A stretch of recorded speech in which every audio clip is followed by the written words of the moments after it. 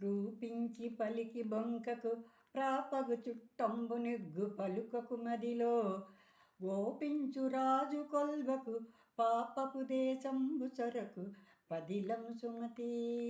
ఓ మంచి బుద్ధి కలవాడా, మాట ఒక్కసారి నిర్ణయం తీసుకున్న తర్వాత మళ్ళీ అది రూఢి అని నువ్వు గాయపరిచిన తర్వాత మళ్ళీ అబద్ధం ఆడకూడదు.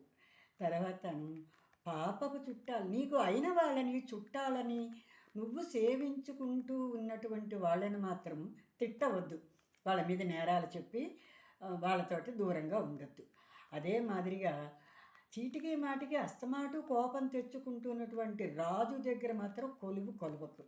ఇదిలా ఉంటూ ఉండగా పాపపు దేశం, అది దేశమైనా ప్రాంతమైనా తీరమైనా ఏదైనా పాపాలని నీ కళ్ళతో చూసి ఉన్నటువంటి చోట మాత్రము నువ్వు కాపురం చేయకూడదు సుమా.